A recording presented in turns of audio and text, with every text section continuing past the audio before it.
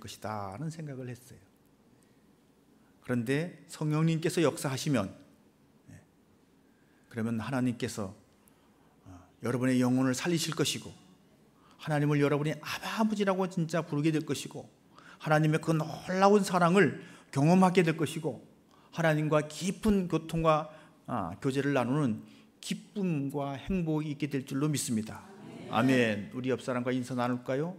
성령님이 오셨습니다.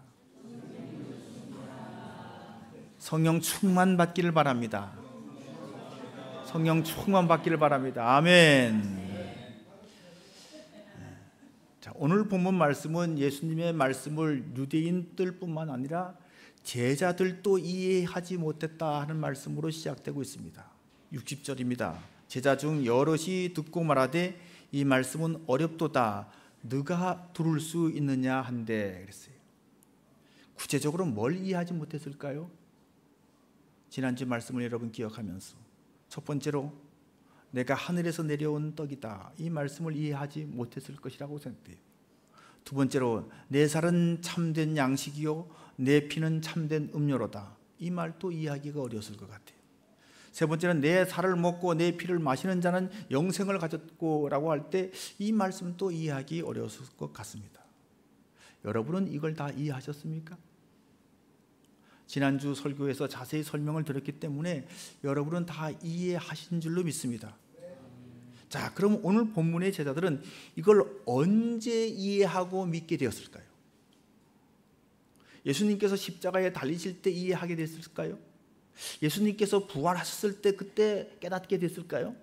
예수님께서 승천하셨을 때 그때 알게 된 걸까요? 언제일까요? 다 아니에요. 자, 예수님께서 언제 이해하게 될 것이라고 벌써 말씀하셨습니다. 요한복음 14장 26절입니다. 보혜사 곧 아버지께서 내 이름으로 보내실 성령 그가 너희에게 말한 모든 것을 생각나게 하리라. 내가 약속한 성령이 오시면 예수님께서 하신 말씀의 의미를 깨닫고 이해하게 될 것이라는 말입니다. 성령께서 오시면, 성령이 임하시면 깨닫게 하신다는 거예요. 그래서 사도 바울은 성령이 아니고서는 예수님을 주로 시인할 자가 없다라고 말씀했습니다. 성령의 은혜가 없이는 우리가 예수님이 누구인지 알지도 못하고 마음에 예수님을 모셔드릴 수도 없다는 얘기예요. 여러분 중에도 아직 오늘 이 말씀이 이해가 가지 않는 분이 있습니까? 그렇다면 성령 받아야 합니다. 성령님께서 깨닫게 해 주셔야 할 줄로 믿습니다. 그래서 성령 받을 때까지는 기독교 진리는 이해할 수 없는 진리입니다. 왜냐하면 차원이 다르기 때문에 그래요. 땅에 속한 사람에게는 하늘의 것을 말해주어도 알 수가 없습니다. 3차원적인 사람은 4차원의 세계를 이해할 수가 없습니다. 육적인 사람은 영적인 세계를 이해할 수가 없습니다. 그저 더하기 빼기 곱하기 나누기만 하는 그런 초등학생에게 고등학생이 푸는 그런 적분이나 미적분이나 뭐 수열 이런 것을 도대체 이해할 수 없는 것과 똑같은 이치입니다. 자, 그런데 여러분, 자기가 아무리 이해하려고 노력해도 이해하지 못하면 어떻게 반응할까요? 여러분, 내가 아무리 이해하고 싶은데 이해가 안 가. 그러면 여러분 어떻게 반응하죠? 불평합니다. 그렇죠. 불쾌하게 생각합니다. 기분 나쁘게 생각합니다. 그렇죠? 네. 제자들에게 그런 현상이 나타났어요. 어떻게 나타났습니까? 수군수군하는 말로 나타났어요. 61절에 보겠습니다. 예수께서 스스로 제자들이 이 말씀에 대하여 수군거리는 줄 아시고 이르시되 이 말이 너희에게 걸림이 되느냐. 이 여기서 수군거렸다라고 하는 것은 불평했다는 얘기예요. 원망했다는 거예요. 그런데 이게 예수님을 믿는데 걸림이 된다는 겁니다. 왜 이것이 걸림이 될까요? 이해하지 못하는 이유는 왜죠? 인간의 죄성 때문에 이해를 못하는 거예요. 인간의 죄성 때문에 하나님의 의와 하나님의 사랑과 하나님의 거룩을 이해할 수가 없는 거예요. 여러분, 우리가 어떻게 하나님의 섭리와 역사를 다 이해할 수가 있겠습니까? 어떻게 인간이 하나님을 다 이해할 수가 있겠습니까? 어떻게 인간의 이성이 영을 다 이해할 수가 있겠습니까? 이렇게 이 자연적인 세계가 초월적인 세계를 어떻게 이해할 수가 있겠습니까? 땅이 하늘을 어떻게 다 담아낼 수가 있겠습니까? 눈에 보이는 세계가 어떻게 눈에 보이지 않는 세계를 알 수 있겠습니까? 그래서 사도 바울은 고린도전서 2장 13절 14절에서 이렇게 말씀했습니다. 영적인 일은 영적인 것으로 분별하느니라. 육에 속한 사람은 하나님의 성령의 일을 받지 아니하나니 이는 그것들이 그에게는 어리석게 보이며 또 그는 그것들을 알 수도 없나니 그러한 일은 영적으로 분별되기 때문이라. 아멘. 그렇습니다. 영적인 일은 영적으로만 분별됩니다. 그러므로 여러분, 우리는 성령의 지혜와 성령의 도우심 없이는 영적인 것을 다 이해할 수 없다는 사실을 인정해야 합니다. 아멘. 자, 그럼 여러분, 좀 더 구체적으로 예수님의 어떤 말씀이 이들에게 걸림이 됐을까요? 걸려 넘어지는 올무가 됐을까요? 내가 하늘에서 내려온 떡이다, 이 말씀이 걸림이 됐을까요? 아니면 인자의 살을 먹지 아니하고 인자의 피를 마시지 아니하면 너희 속에 생명이 없느니라, 이 말씀이 걸림이 되었을까요? 저는 후자가 더 큰 걸림이 됐을 것이라고 생각됩니다. 왜냐하면 예수님이 하늘에서 내려온 떡이다라고 말씀하실 때 그것이 이해가 되든 이해가 안 되든 중요한 것은 떡만 만들어주면 되는 거 아닙니까? 그렇잖아요. 오병이어의 기적 같은 또 기적을 일으켜서 떡만 만들어서 나만 배부르게 해주면 되는 거잖아요. 그냥 이걸 이해하지 못해도 그냥 스킵하고 그냥 넘어가도 오병이어와 같이 가는 기적만 행해주면, 내 문제만 해결해주면 그분이 자신이 누구라고 하든지 간에 그래 그렇게 말하니까 그래 그렇게 믿어줄게, 묻지도 말고 따지지도 말고 이해가 안 가도 그냥 넘어가자, 이렇게 생각할 수가 있어요. 그런데 나를 먹어야 된다, 이 말은 여러분 그렇게 쉽게 스킵하고 넘어갈 일이 아니죠. 실제로 먹는 행위를 해야 되기 때문에. 그렇죠? 먹는 행위를 해야 되니까. 빵은 먹을 수 있는데 어떻게 사람의 인육을 먹을 수 있겠어요? 먹을 수가 없잖아요. 유대인들은 여러분 소고기를 먹어도 피를 안 먹습니다. 피를 다, 고기를 물에 다 담궈놓고 여러분 피를 다 뺀 다음에 먹어요. 그런데 예수님은 내 피를 먹으라 그래요. 내 살을 먹으라 그래요. 아니, 사람의 인육을 먹어요? 어떻게? 이거 일반적인 상식으로도 이해할 수 없고 유대인의 상식으로는 피를 먹는 거는 있을 수가 없는 일이기 때문에 이거는 먹을 수 없는 일이고 먹어서도 안 되는 일이고, 그러니까 먹으라고 하니까 이게 걸림이 되는 거예요. 자, 그런데 이런 이유 말고 또 무슨 이유 때문에 이 말이 이들에게 걸림이 되었을까요? 살을 먹고 피를 먹는다고 하는 것은 뭘 전제로 하는 거죠? 죽어야 먹는 거예요. 죽어야. 죽음이 전제되어 있는 겁니다.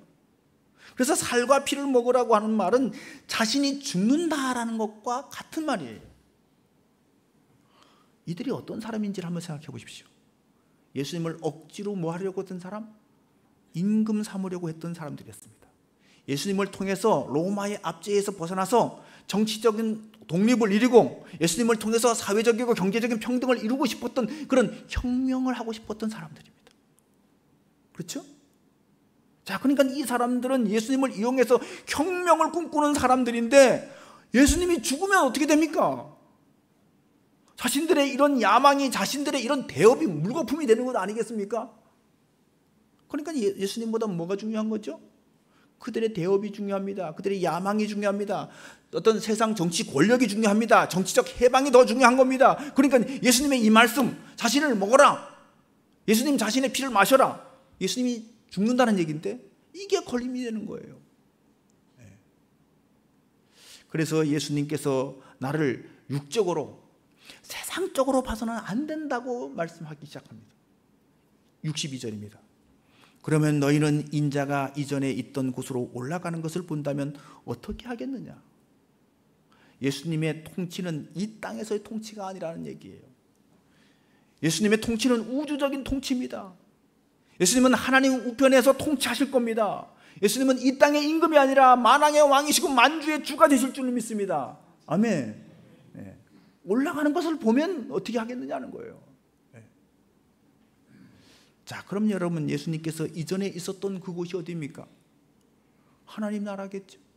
천국이겠죠. 하나님 계신 그곳이죠.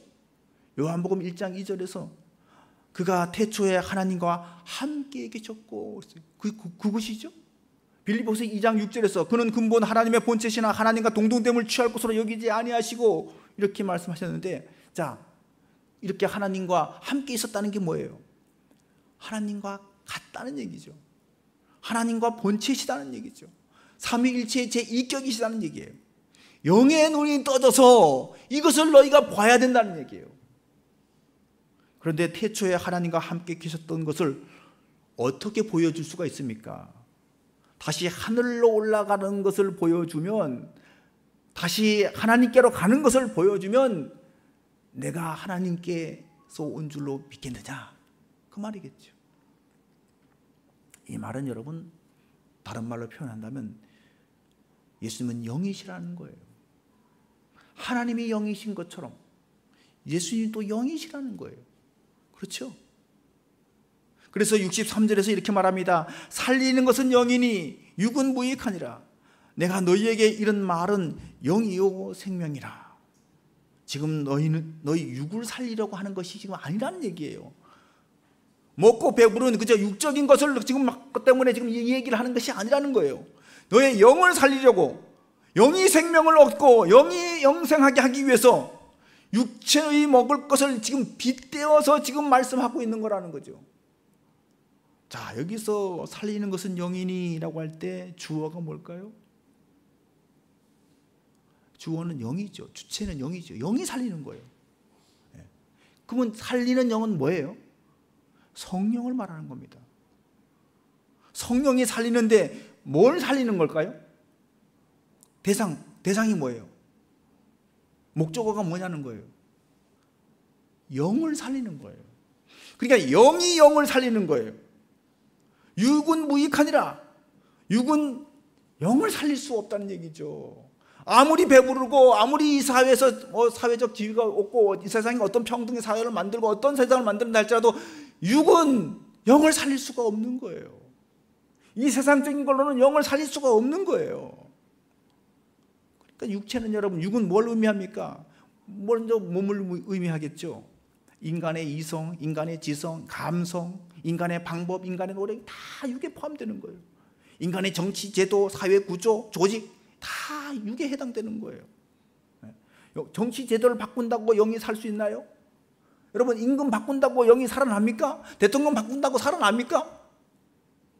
공부 많이 해서 지식 많이 얻는다고 영이 살아납니까? 안 된다는 거예요. 영을 살리는 것은 영입니다. 그래서 앞에 있는 영은 성령이고 뒤에 있는 영은 우리 인간의 영이에요. 아멘. 성령으로 말미암아 우리가 거듭나는 거예요. 성령이 우리를 살리는 거예요. 할렐루야. 아멘. 자, 이 말씀을 더 잘 좀 깊이 이해하기 위해서 몇 가지 성경적 용어를 좀 정리해 드리겠습니다. 자, 먼저 성령과 영의 차이와 관계에 대해서 설명을 해 드리겠어요. 성령은 하나님의 영 자체를 의미합니다. 시공을 초월하여 역사하시는 하나님의 영을 성령이라고 부릅니다.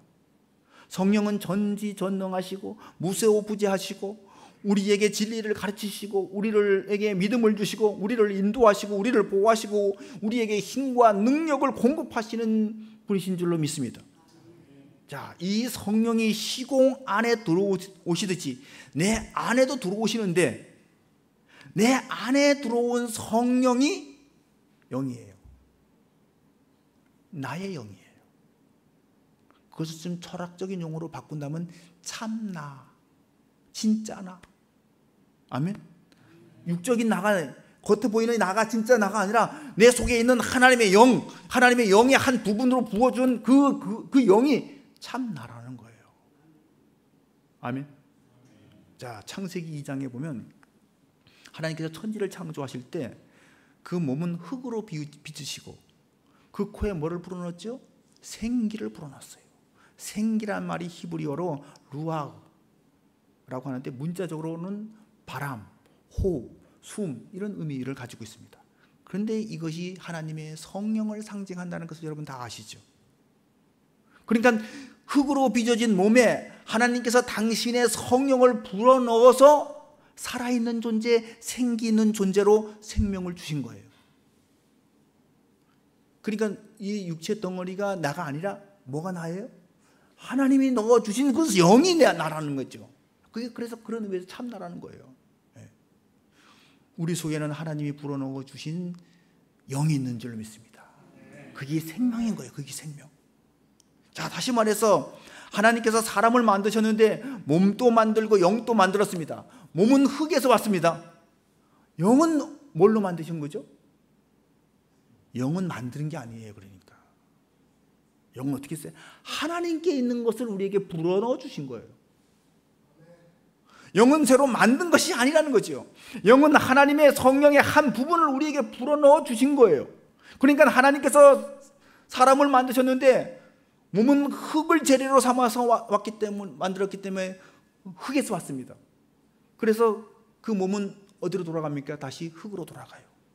그런데 영은 하나님께로부터 하나님 안에서 나온 거예요. 그래서 영은 하나님을 찾게 되어 있습니다. 하나님께로 돌아가려고 하는 겁니다. 전도서 12장 7절에서 이렇게 말씀했습니다.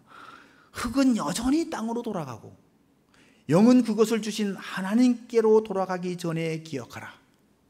아멘. 창조주를 기억하라는 거죠. 여러분, 우리도 죽는다는 말을 이렇게 표현하지 않습니까? 돌아가셨다. 뭐가 돌아간 거죠? 영이 돌아간 거예요.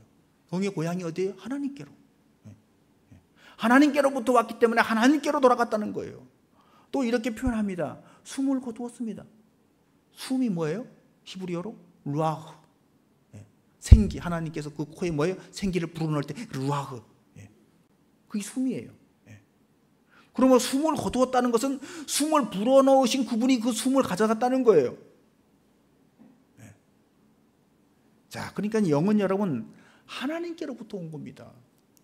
우리 몸이 부모에게서 나왔듯이 우리의 부모의 유전자를 갖고 이 땅에 태어났듯이 우리 영은 하나님께서, 다시 말해서 하나님의 영, 성령으로부터 나왔기 때문에 육체가 부모의 유전자를 받아 나오듯이 우리 영은 성령의 유전자를 받아 나왔습니다.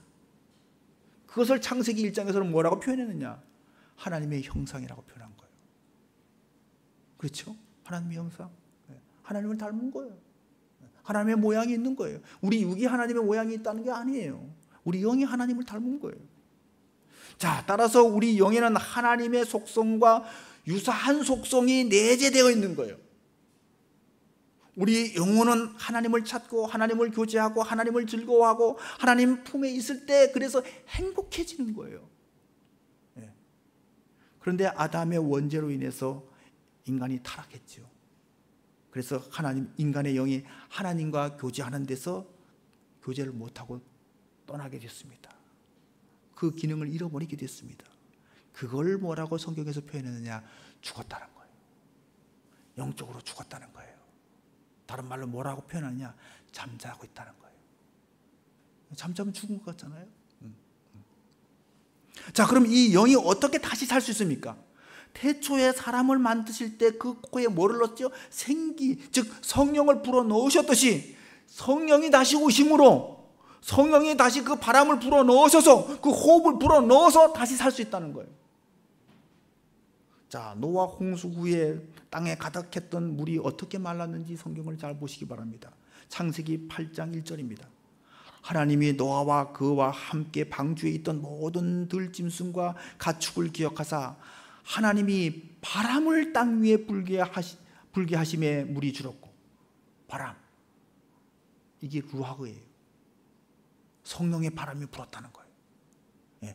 왜? 이 성령의 바람은 살게 하는 바람이에요. 생명을 불어넣는 바람이에요. 땅에 생명이 다시 살 수 있게 하셨다는 거예요. 여러분, 이스라엘 백성들이 출애굽한 후에 홍해가 앞에 딱 가름하고 있었죠. 그때 하나님께서 홍해를 어떻게 가르셨는지 아십니까? 출애굽기 14장 21절입니다. 모세가 바다 위로 손을 내밀매 여호와께서 큰 동풍이 밤새도록 바닷물을 물러가게 하시니 물이 갈라져 바다가 마른 땅이 된지라. 큰 동풍이, 큰 바람이 루아흐입니다. 이거는 큰 바람, 큰 루아흐가 부는 거예요. 성령의 바람이 크게 불었다는 얘기예요. 아멘. 그래서 그들이 구원받은 거예요. 사도행전 2장에 보면 성령이 임하실 때 어떤 현상이 일어났습니까? 급하고 강한 바람 같은 소리. 급하고 강한 바람, 그게 뭘까요? 루아흐, 성령의 바람입니다. 성령의 바람이 불어서 그들에게 다시 생기를 불어넣어서 그들의 영이 다시 살아난 겁니다. 이게 성령의 하시는 일이에요. 아멘. 성령께서 오셔서 잠든 우리의 영을 깨우십니다. 잠든 영혼을 깨워서 내가 누군지를 알게 되는 거예요. 깨어나 보니까 내가 누군지를 아는 거예요. 그래서 로마서 8장 16절에 보니까 성령이 친히 우리 영으로 더불어 우리가 하나님의 자녀인 것을 증언하시나니. 아멘. 성령께서 우리 영을 깨우셔서 우리가 본래 하나님께로부터 나왔구나, 이걸 깨닫게 해준다는 얘기예요. 이게 뭐예요? 거듭남이라는 거죠. 오늘 본문에서도 살리는 것은 뭐라고요? 영이니. 살리는 것은 성령이니. 그러면 이 성령은 살리는 거예요. 뭘 살리는 거예요? 내 영을 살리는 거예요. 나의 죽은 영혼을, 나의 잠자고 있는 영을 살리는 거예요. 아멘. 자, 그러면 여러분, 생명은 뭘까요? 예수님께서 자신을 생명의 양식이라고 그랬잖아요. 자, 생명은 도대체 무슨 생명일까요? 자, 신약 성경에서 우리말로 생명이라고 번역될 수 있는 헬라어가 3개가 있습니다. 푸시케, 비오스, 조에라고 하는 단어입니다. 이 3단어는 넓은 의미에서 다 생명이라고 번역할 수 있지만 각각의 의미는 다 다릅니다. 첫째로 푸시케는 생물학적 목숨을 의미합니다. 의학적으로 살아있는 사람, 심장이 뛰고 있는 사람, 그 사람은 살아있는 사람이죠. 네. 그 생명을 말합니다. 예수님께서 마태복음 6장 25절에서 이렇게 말씀하셨습니다. 그러므로 내가 너희에게 이르노니 목숨을 위하여 무엇을 먹을까 무엇을 마실까 몸을 위하여 무엇을 입을까 염려하지 말라. 목숨이 음식보다 중하지 아니하며 몸이 의복보다 중하지 아니하냐. 자, 이때 목숨, 이때 이 말이 부시케라는 말이에요. 네. 자, 요한복음 10장 11절입니다. 나는 선한 목자라. 선한 목자는 양들을 위하여 목숨을 버리거니와. 아멘. 자, 이때 이 목숨이란 말도 푸시케입니다. 예수님은 우리에게 자신의 목숨을 버린 거죠. 생명을 버렸죠. 근데 그 목숨은 어떤 목숨? 영을 버린 것이 아니라 뭐예요? 육체적인 생물학적인 목숨을 버렸다는 거예요. 자, 두 번째 비오스라고 하는 말이 있는데 이 말은 영어로 바이오라는 말의 기원이 됩니다. 그런데 이 바이오는 어떤 생물, 생명, 생리 이런 의미를 가지고 있는 것과는 다르게 이 비오스라고 하는 것은 어떤 신약성경에서 쓰여질 때 생활, 살림 이런 의미에 가깝습니다. 요한일서 2장 16절에서 우리가 조심해야 할 유혹에 대해서 이렇게 경고하고 있습니다. 이는 세상에 있는 모든 것이 육신의 정욕과 안목의 정욕과 이생의 자랑이니 다 아버지로부터 온 것이 아니요 세상으로부터 온 것이라 라고 했습니다. 근데 여기서 이생의 자랑이라고 할 때 이생, 이 말이 헬라어로 보면 비오스입니다. 그러면 무슨 뜻일까요? 비오스, 생활, 살림살이, 생활 수준 이렇게 번역할 수 있습니다. 그러니까 이생의 자랑이란 살림살이가 넉넉해지는 거, 세상적인 거죠. 그거. 살림살이가 넉넉해지는 것, 이거에 너무 매이지 말라는 얘기예요. 그게 유혹이 된다는 얘기예요. 자, 세 번째 우리가 관심 가져야 할 단어, 조회란 말이에요. 하나님께서 우리에게 불어넣으신 생기, 그 생명이 바로 조회입니다. 조회. 조회라는 생명은 본질적으로 성령에서 나온 거예요. 성령에서. 그래서 성령과 유사한 속성을 가지고 있습니다. 조회는 하나님과 관계 속에서 그래서 풍성해지는 것이고 활력을 얻게 되는 것입니다. 육체적인 죽음을 의미하는 생명이 아니라 그것보다도 더 근원적인 생명의 본질을 말하는 거예요. 자, 영생이라는 말을 조회 아니오니오스라고 말합니다. 조회 아니오니오스. 아니오니오스라고 하는 말은 영원한 이런 뜻이에요. 푸시케 아니오니오스라고 말하지 않습니다. 비오스 아니오니오스라고 말하지 않습니다. 의학적으로, 생물학적으로 생명은 영원하지 않기 때문에 그렇습니다. 우리의 살림살이로서의 생활은 영원한 것이 아니기 때문에 그렇습니다. 영원한 것은 오직 조회인 거예요. 아멘. 네. 그런데 이 조회가 우리에게 주어졌을 때 우리 속에 죽어 있는데, 죽었다기보다는 잠자고 있는데, 성경은 이 죽은 것 같은, 그렇죠? 이 잠자는 것 같은 그런 것을 어떤 동의어로 사용하고 있죠. 자, 그러니까 예수님께서 이 조회를 일깨우시기 위해서 오셨다는 거예요. 잠자고 있는 조회를 깨우고 있는 거예요. 조회를 살리고 조회를 생명력 있게 하기 위해서 자신의 몸을 조회의 양식으로 준다는 거예요. 생명의 양식으로 준다는 거예요. 아멘. 육의 양식이 아니에요. 그러니까. 자, 그러면 지금 예수님께서 내 살과 피를 마셔야 된다, 내가 하늘에서 내려온 떡이다, 이 떡을 먹으면 영원히 산다라고 말씀하셨는데, 이게 물질적인 의미를 가지고 있는 것이 아니라 영적인 의미를 가지고 있다는 것을 우리는 알아야 되는 거죠. 우리 육을 살리고 육체를 살리려고 하는 것이 아니라 본질적인 생명, 영의 생명을 살리려고 한다는 겁니다. 자, 그러면 예수님의 살과 피를 먹고 마신다고 하는 것은 진짜 예수님의 육체를 먹고 마신다는 말이 아니라 예수님을 영접한다는 거죠. 영으로 영접한다는 거예요.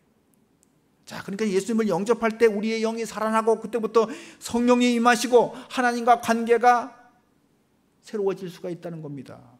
자, 그렇게 하나님과 관계를 맺을 때 우리 영이 어떻게 돼요? 힘을 얻게 되고 풍성해지고 열매를 맺습니다. 마치 예수님께서 포도나무 비유를 통해서 포도나무 가지가 포도나무에 붙어 있어야만 많은 열매를 맺는다고 말씀하신 것처럼 생명의 공급이 계속된다는 겁니다.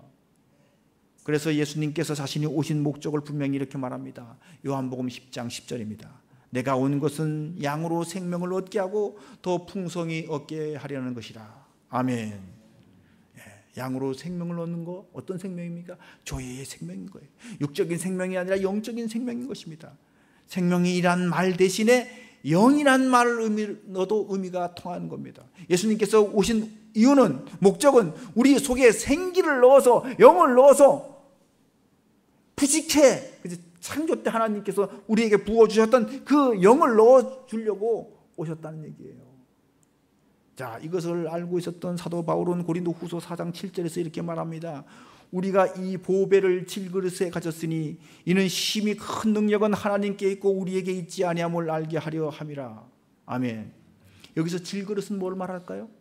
우리의 육체를 말하는 거죠. 보배는 뭐를 말할 걸까요? 예수님이에요. 네. 다른 말로 하면 생명이에요. 조회예요. 네. 예수님 자신이 생명인 겁니다. 예수님은 자신이 생명이기 때문에 나를 먹으라는 거예요. 나를 먹어라. 내 살을 먹고 내 피를 마셔라. 내가 생명이니까. 자, 그러니까 이 말은 상징적인 말이죠.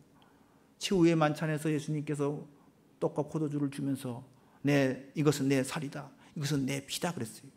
상징적으로 표현한 것이잖아요. 예수님을 영접하라는 거예요. 예수님을 받아들이라는 거예요. 예수님을 모셔드리라는 거예요. 마치 창세기에서 하나님께서 흙으로 사람을 빚으시고 그 코에 생기를 불어 넣어 주셨듯이 우리 속에 예수님의 생명을 받으라는 거예요. 아멘. 그래서 예수님께서 부활하셨을 때 제자들에게 나타나서 이렇게 말씀하십니다. 요한복음 20장 22절입니다. 이 말씀을 하시고 그들을 향하사 숨을 내쉬며 이르시되 성령을 받으라. 성령이 누굽니까? 예수님인 거죠. 네. 숨을 내쉬며 부활하신 예수님께서 제자들에게 나타나서 흙으로 사람을 빚으시고 그 코에 하나님께서 생기를 불어넣으셨던 최초에 하셨던 그 행동을 그 제자들에게 똑같이 하시면서 성령을 받으라, 내 영을 받으라 라고 말씀하시는 거예요. 사랑하는 성도 여러분, 영은 살리는 겁니다. 예수님의 영이, 예수님께서 약속하신 또 다른 보혜사이신 성령이 우리 속에 들어와서 우리 영을 살려야 우리가 구원받은 존재가 되는 거예요. 영생 얻은 삶이 되는 거예요. 아멘. 오늘 저는 성경적인 논리를 가지고 여러분의 이 진리의 말씀을 전했습니다. 어렵지 않았을 거예요. 제가 자세히 설명했기 때문에. 아멘. 머리로는 이해가 안 되는 분이 별로 없었을 거예요. 그런데 중요한 건 뭘까요? 머리로 이해하는 거하고 영으로 알게 되는 거하고는 다른 거예요. 영으로 안다고 하는 것은 뭐예요? 성령이 오셔야 되는 거예요. 아멘. 네. 그래서 성령이 내게 오셔야, 여러분 오늘 이 말씀은 내게 의미가 있는 말씀이에요. 그 말씀은 내게서 살아있는 말씀이 되는 거예요. 그 말씀은 여러분 나를 살리는 말씀이 되는 거예요. 그 말씀은 나를 구원하는 말씀이 되는 거예요. 예, 나를 살리는 그 영이 내 영을 터치하고 내 영을 깨우시고 내 영을 살려내야 내게 진정한 구원이 있고 생명이 있고 영생이 있는 거예요. 이게 누구의 역사라고요? 성령의 역사라는 거예요. 이 성령을 다 받기를 바랍니다. 이 성령을 누리시기를 바랍니다. 이 은혜가 우리 덕진교회 모든 성도들에게 있기를 주의 이름으로 축원합니다. 아멘. 기도하겠습니다. 우리에게 생명 주시기 위해서 우리의 영의 양식이 되어주신 주님, 예수님을 영접합니다. 내 마음에 모셔드립니다. 주여, 영으로 성령으로 오셔서 내 영을 깨우시옵소서. 내 영을 소생시키시옵소서. 내 영이 생명으로 더욱 풍성해지고 활력을 얻어 진리에 반응하고 하나님을 기뻐하고 하나님과 함께 교통교제할 수 있게 해 주시옵소서. 예수 그리스도 이름으로 간절히 기도드려 싸움나이다. 아멘. 다 자리에서